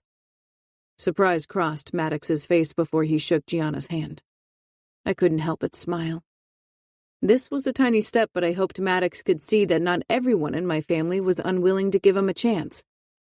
"I'm Maddox. Pleasure to meet you," he drawled, the hint of his Texas accent coming through. "You've got yourself a biker cowboy," Gianna said with a laugh. Then she narrowed her eyes at him. "I hope you know what kind of catch you made." Maddox looked straight at me, and a small smile spread on his face, revealing his scar that looked like a dimple. "I sure do." "Good. Now I'll sneak out into the garden so you can have a few moments to yourself," Gianna said, and gave me a wink before she slipped out through the door and sat down on a chair on the patio with her back to us. "I like her," Maddox said. "She seems less stuck up than the rest of your clan." "Gianna is cool." My voice sounded off. My longing for Maddox's touch was almost physically painful, but I didn't want to be the one to rush into his arms like a damsel in distress. His brows pulled together in obvious concern, and he immediately went over to me. He cupped my cheeks, his calloused palm rough and yet perfect against my skin. "You okay?" he asked quietly. I stared at him, wanting to nod yes, but unable to do it. Maddox stepped closer until his warmth seeped into me like a comforting blanket. Fuck, Snow White, say something. I trailed off, my eyes aching in a familiar way. You just? He waited patiently for me to find the words, but for the first time in my life, I felt at a loss about what to say, how to describe the sensations overwhelming me. Eventually, I settled for the most apparent thing. I feel ashamed. Maddox bridged the remaining inches between us, his chest touching mine, and I sagged against him, burying my nose in the crook of his neck and released a shuddering breath. God, how I had missed him. How was it possible to feel the loss of someone's touch this strongly after knowing them only such a short amount of time? Why the fuck would you feel ashamed? He lowered his voice. Not because you slept with me, right? That was definitely what many people would want me to feel shame about. My eyes darted up, seeing the trepidation in his face. No, I whispered. For the tattoo and the ear, that's bullshit, and you know it. There's nothing you have to be ashamed about. If anyone should be ashamed, then it's me. Because I was unable to protect you, I'll forever hate myself for that. He kissed the top of my head. Such a small gesture, but it radiated through my entire body, making me feel loved and validated. I know I shouldn't feel this way, but I just can't shake it. I feel like people finally have something they can use against me, something that'll hurt me. Only if you let them. Nobody can hurt you with thoughts or words if you don't let them. Channel your inner queen, Marcella, and make them bow. I couldn't help but laugh against his skin. Maddox's familiar scent flooded my nose. That and his words lifted the weight off my heart. I pressed a soft kiss against his skin. His hold on my neck tightened briefly. Don't give me ideas. You don't know what your lips are doing to me, Maddox rumbled. Hearing his deep, sexy voice, my own body reacted with a wave of heat. I tilted my head up to catch his mouth for a kiss, needing to feel him closer. My tongue teased his lips, and Maddox immediately took me up on the invitation and deepened the kiss. We kissed like that for a long time, Maddox's warm hand stroking up and down my back, and soon the pulsing between my thighs became almost unbearable. I wanted to be with him, find comfort in his body. I didn't want to take it slow, even if that was what my brain told me to do. My heart and body had a mind of their own. Our eyes met, and Maddox pulled back with a groan. You're giving me ideas, Snow White. I glanced at the growing bulge in his pants and smiled. My eyes darted to the French doors where I could still see the back of Gianna's head. With a sigh, I took a step back from Maddox. We can't. Oh, I definitely can, Maddox said, shifting his erection in his pants. I laughed. I don't doubt it. Maddox leaned down, his voice dripping with desire. What about you, Snow White? Are you as excited about our reunion as I am? I was. Embarrassingly so. I gave him a teasing smile instead of an answer. But Gianna caught my eyes in that moment, pointing at her watch and then at her purse. The test. I swallowed. There's something else I have to discuss with you. Okay, Maddox said slowly. Nothing good, I assume. Does your family want to kill me again? Not today, I said with a shrug. I worried my lower lip. I asked Gianna to buy a pregnancy test for me. Maddox took a step back, his eyes growing huge. Holy shit. He glanced outside. Holy shit. That's all you have to say? You're dropping this on me as if it was nothing when it's a huge-ass deal, he murmured. It's probably nothing. I'm just being extra cautious because I didn't get my period yesterday and we never used protection. Oh, fuck.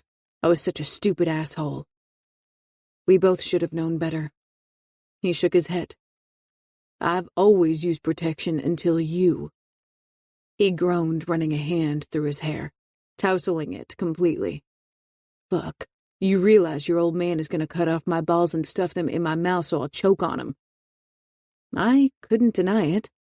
Dad would completely lose it if I was pregnant with Maddox's child. Maddox tilted his head, looking aghast. How can this not be the thing that worries you most right now? I pursed my lips. I want kids.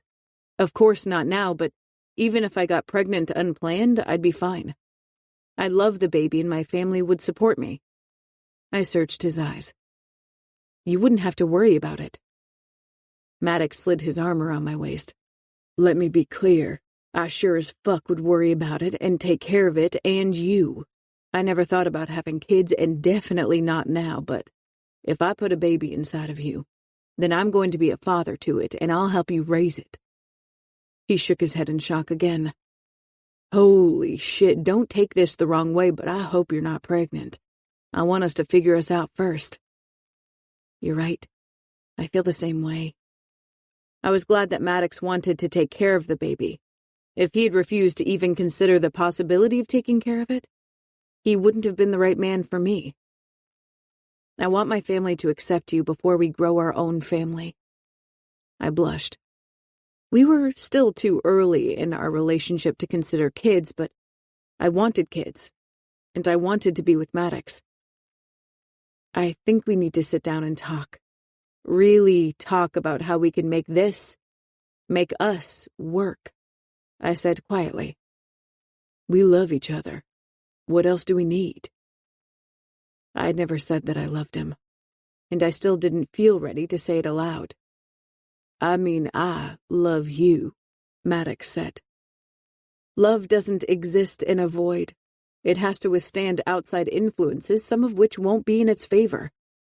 Love isn't always enough. It took me 25 years to find a woman I love, and I sure as fuck won't let anyone take this love away from me. Do you think I want that?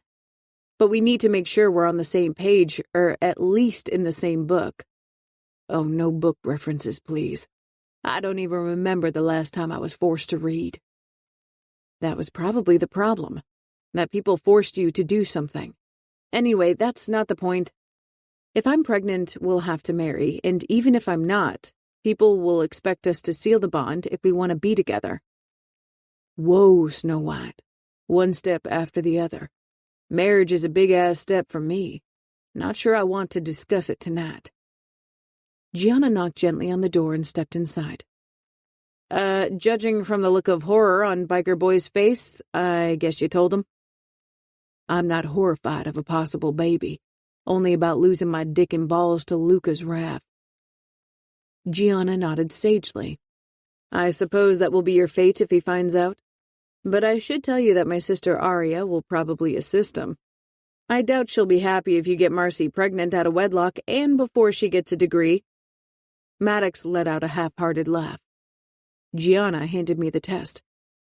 Come on, take it and free Biker Boy from his panic. Or his balls, Maddox murmured. Okay, I said. I slipped out of the living room, the test safely hidden in my jeans, but Dad wasn't in the foyer. I doubted he was very far, so I quickly rushed into the bathroom to do the test. When I walked back into the living room 10 minutes later, Maddox was pacing the room. He froze when he spotted me. You'll get to keep your balls, I said with a shrug. I felt so relieved. So far, I hadn't allowed the idea of a possible pregnancy to take root in my mind. But now that I wasn't pregnant, I couldn't allow my emotions out. Being pregnant at this point would have made things infinitely more complicated for me, for Maddox, for my family. Maddox crossed the room and hugged me. I'm relieved, but a tiny part of me is disappointed. We'd have made the prettiest babies. I shrugged. One day, maybe. I'd never thought I'd say it, but one day maybe I'd like to knock you up and produce the prettiest babies on the planet. And if there's anyone I'd ever consider marrying, then it's you. As entertaining as this conversation is, I need to go back home. and you should probably emerge from this room before Luca loses his meager amount of patience. I peered up at Maddox, reluctant to let him leave, but Gianna was right. Dad would completely lose it if Maddox didn't leave soon. Maddox tightened his hold on me. Maybe I can sneak into your room through your window. Do you have a fire ladder or something like that? I laughed. Even if we had, you'd end up with a bullet in your head before you could reveal yourself. And even if I revealed my identity, he said, then in a much lower voice, are you going to be okay? Yes, I said. When will I see you again? I should probably ask Dad, but I didn't want to have to ask permission every time I met Maddox. I have my next tattoo appointment tomorrow. The tattooist had advised me to wait between appointments, but I wanted to get the tattoo done as quickly as possible. Every day that Earl's words were still readable was one too many. I'll be there. Gianna cleared her throat, her hand on the door handle.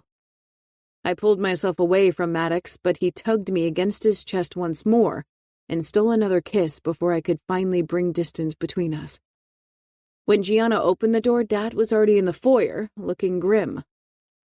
Maddox was clever enough to keep a distance between us as he followed Gianna and me into the foyer.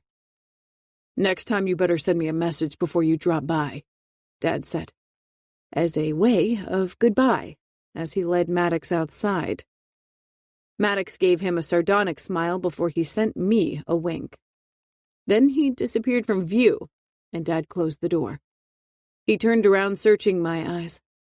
I wasn't sure what he was looking for. I should go, Gianna said. I suppose you kept your eyes on them the entire time? Dad muttered sarcastically. Gianna rolled her eyes. She was alone with him for weeks, Luca. I think she can handle a few minutes with him. Marcella isn't a little girl anymore. She had to grow up to survive, like we all do eventually. Dad's expression twisted with anger, but also guilt. When Gianna was gone, I approached him and touched his arm. I'm fine, Dad. You can't protect me from the fights lying ahead of me, but as your daughter, I'm well equipped to win them, so please don't worry. Let me handle my problems with my own weapons. I'd never thought watching you grow up would be so hard. I just want to lock you into a tower, far away from all the dangers of this world. I pressed a kiss to his cheek. I can handle danger. Dad nodded, and I headed upstairs, back into my room. Tonight, I wouldn't seek shelter in Amo's room. I had to make good on my words, and find my figurative ladyballs. The next morning, Maddox waited at the tattoo parlor as promised. The appointment took 6 hours, and he held my hand the entire time, despite the disapproving looks from the bodyguards. We didn't talk much. There were too many curious ears around, but just having him there made things so much easier for me. Once the tattooist was done, Maddox admired my back. Snow White. That tattoo will piss off the haters so much. I smiled but quickly shook my head when the tattoo artist wanted to hand me a mirror so I could check his work. I'd rather wait until I'm home. Until I'm alone, was what I didn't say. Maddox's lips tightened with worry, but I gave him a firm smile. It's really amazing. Earl will turn in his grave, trust me, he said. Thanks. For what? For being here. Maddox shook his head, lowering his voice even further. I'm responsible for this shit. I'll always be there for you if you need me. I nodded. My bodyguards motioned at the watch. We were supposed to be home by 3 p.m. and needed to hurry.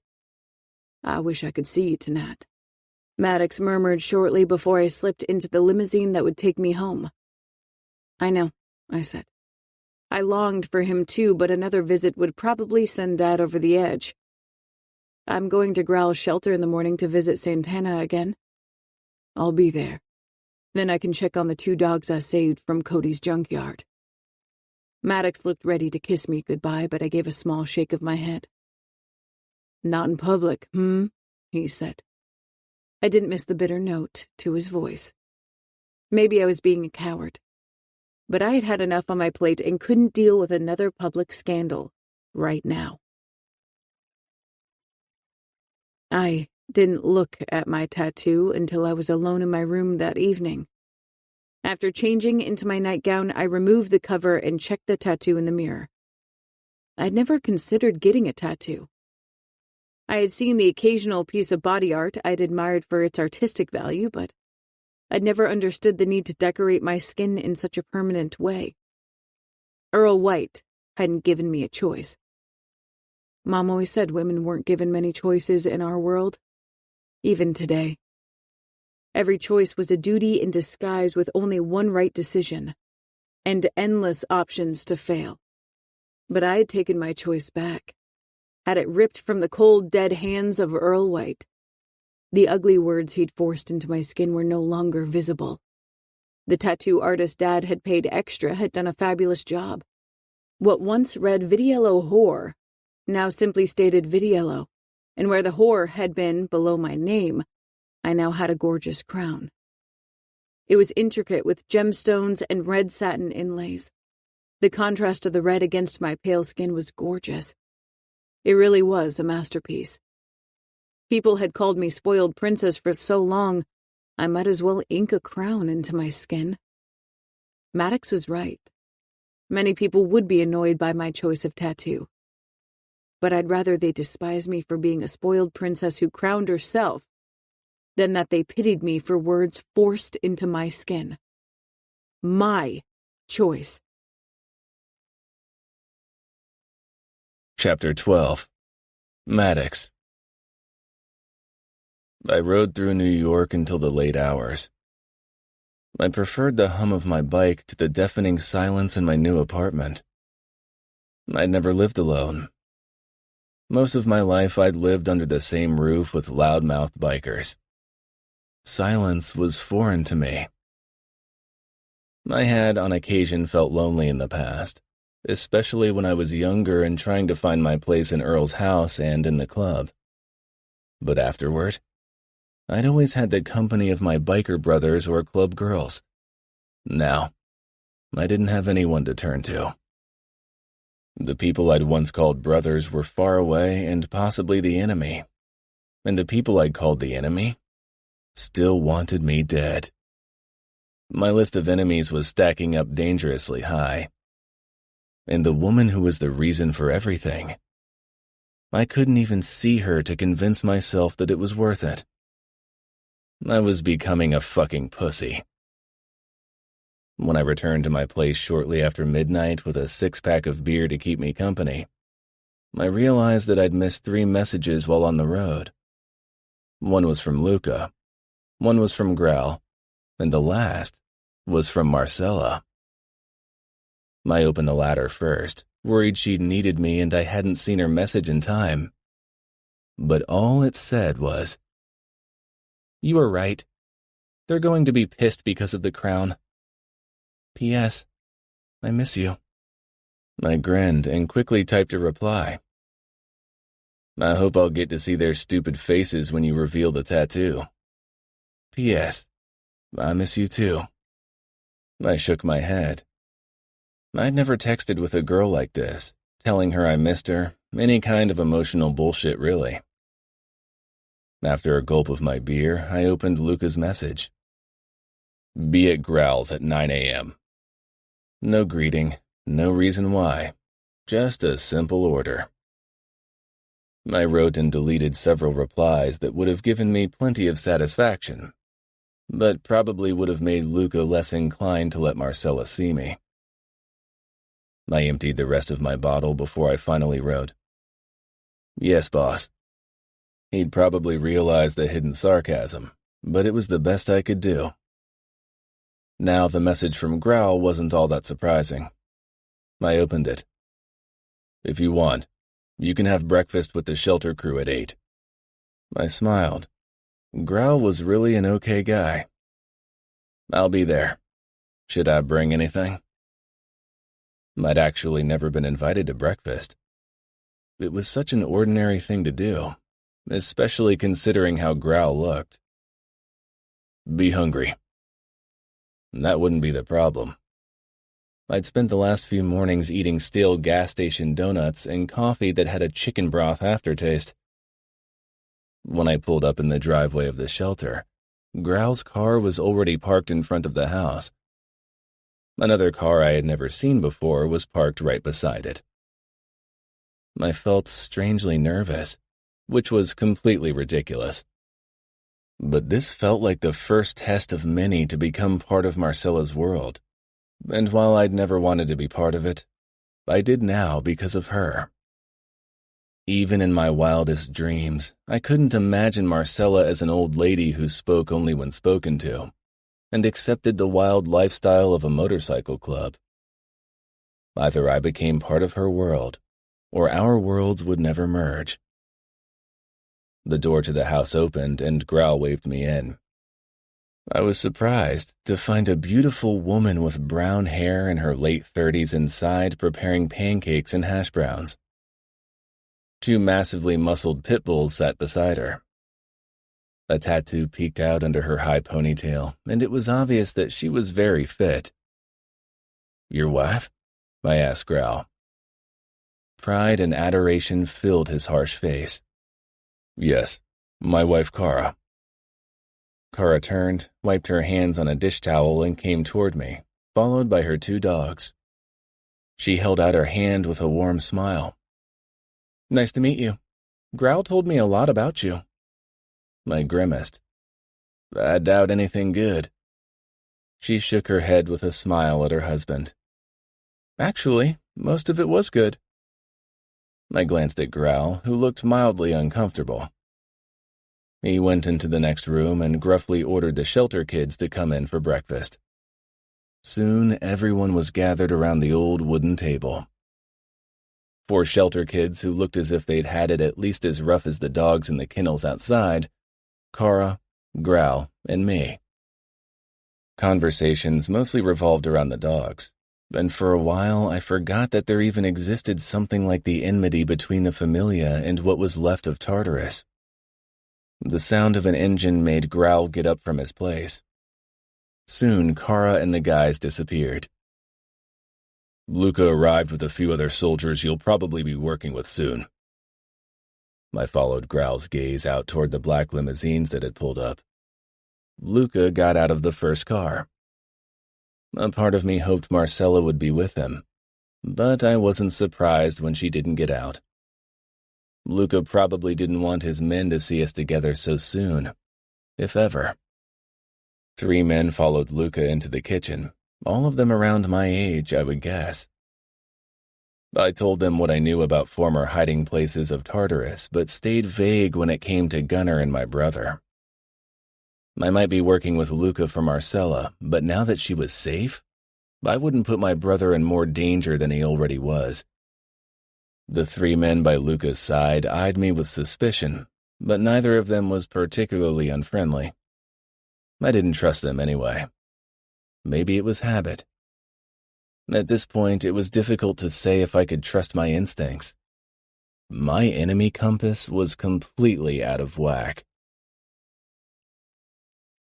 After a 2-hour meeting, the 3 soldiers left in one of the limousines, but Luca stayed.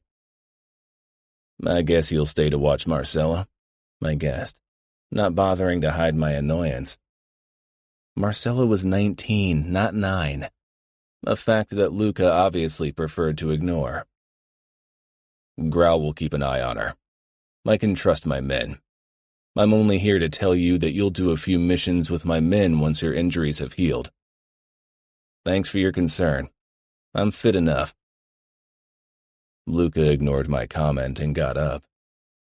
He was on his way down the driveway when another car arrived.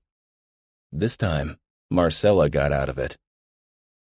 Like last time I'd seen her at the shelter, she was in jeans and a simple tee, looking like an ordinary girl. If a girl like Marcella could ever really be called ordinary. She always stood out no matter what she did. Luca and Marcella exchanged a few words before he finally, thankfully, took his leave. I headed out of the house and toward her, eager to meet her. Her face lit up when she spotted me, but a hint of tension remained. Steps sounded behind me, and I didn't have to turn around to know that Growl was following me to keep watch. I didn't give a fuck. I was tired of keeping my distance to the woman that haunted my dreams. I wrapped my arms around Marcella, lifted her off the ground, and kissed her passionately. She made a sound of surprise against my lips, but didn't pull away. When we finally pulled apart, Growl was only a few steps away.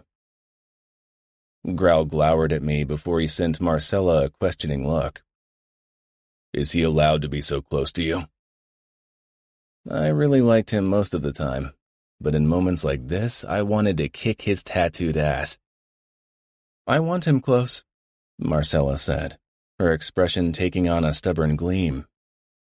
As if to get her point across, she pressed up to my side, daring Growl to argue with her. He didn't, but I could tell he didn't like it. For him, only her father's ruling mattered. "Relax, Growl. Marcella and I have been alone before, and I can protect her. Nobody will hurt her as long as she's with me." I wrapped my arm around Marcella's narrow waist and winked at her. "Maddox and I want to talk alone. We'll be over at the kennels. You won't have to follow us," Marcella said. "You know Luca gave me clear orders," Growl muttered, not necessarily hostile. "Dad trusts me." "I come in peace, Growl. How about you show us where the dogs that I saved are? I'd like to say hi to them." Growl's suspicion was replaced by interest immediately. "They're doing better, but the one with the infected gash on its side is still struggling, and both are malnourished but are slowly gaining weight." Marcella gave me a knowing look. She was clever enough to realize I'd mentioned the dogs to get on Growl's good side. He was too big of an animal lover to pass up on the chance to talk about the two saved beasts. "Follow me. I'm keeping them away from the other dogs for now. They got riled up when they saw the others," Growl said. Growl obviously was willing to give me the benefit of the doubt, but I wasn't sure if the rest of Luca's men and especially Marcella's family would do the same. Still, I saw today as a step in the right direction. I linked hands with Marcella, and for once she allowed the public display of affection, though it wasn't really all that public. The bigger Rottweiler rested on a huge dog cushion, its side bandaged. The other dog trotted over to us and regarded us curiously. Neither of them looked aggressive in the slightest. I patted it through the bars before Marcella and I moved to another cage where Growl kept Santana. She jumped up against the cage when she spotted Marcella. "She missed you." Marcella smiled and opened the cage, allowing Santana out. The dog briefly sniffed at me, but then danced around Marcella's legs again. Marcella grabbed a leash and put Santana on it. "How about we take a short walk with her? She needs to get used to the leash," Marcella said. Santana shook her head and bit into the leash, obviously not too keen on it. In the past, being put on the leash always meant that she was taken to the dog fights. "I guess that's why she hates it so much," I said. Marcella's voice softened with pity. "I never thought about it, but I'm sure you're right." We followed a narrow trail into the woods behind the shelter. To my relief, Growl didn't follow us. "Finally," I said. Marcella glanced behind us, then up at me. "I know it's annoying that my father always has people watch us, but eventually he'll see that you can be trusted." We eventually came to a clearing where Marcella released the dog from the leash so it could run around a bit. I pulled her against me again and kissed her. Not bothering to waste any time, I dipped my tongue into her, tasting her. Marcella sighed against my mouth, her body softening against mine. My hands cupped her ass, squeezing, and enjoying the moan she let out. I wasn't the only one who was horny, obviously. I allowed my lips to trail down her throat to her clavicles while I kept massaging her ass cheeks. I traced one of my hands to her front and slid it below her t-shirt, my fingers finding her bra before dipping below. When I touched her nipple, it puckered under the pad of my finger. Both Marcella and I groaned. Marcella pulled back and was about to kiss me again, but then her eyes darted to something behind me. "She's watching us," Marcella mumbled. I followed her gaze. The Rottweiler sat on its haunches and watched us, panting. "She won't tail on us. Don't worry." Marcella rolled her eyes. "That's not what I mean, but it's kind of strange to have her watch us, don't you think?" "Snow White, I'm horny as fuck. An angry bear could be watching us and I'd still eat you out like my last treat." Marcella raised one dark eyebrow. "You aren't eating me out yet." "Oh, but I'll be doing it in a few minutes from now."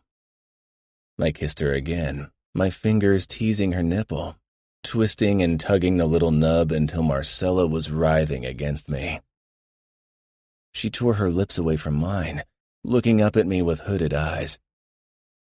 "Don't you remember that I said I want to take things slow?" "Does that mean you don't want me to take care of you?" I said in a low voice. The conflict shone in her eyes.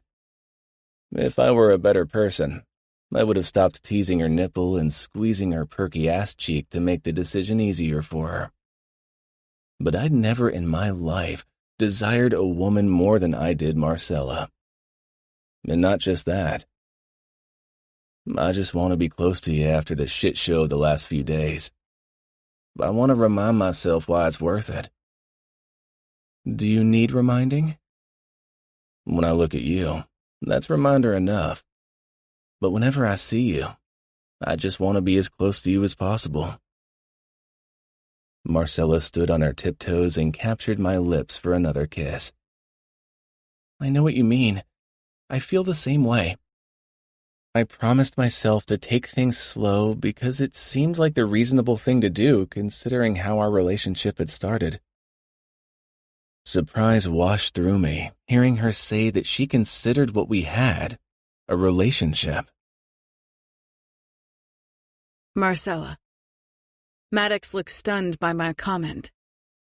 You don't think we're in a relationship? Maddox let out a disbelieving laugh. Girl, I want you to be my woman. I want everyone to know. Of course, I want us to be in a relationship so I can tell everyone that you're mine, and that they need to stay the fuck away from you. But so far, you've kept me at arm's length, especially in public. I wasn't sure you knew what you wanted.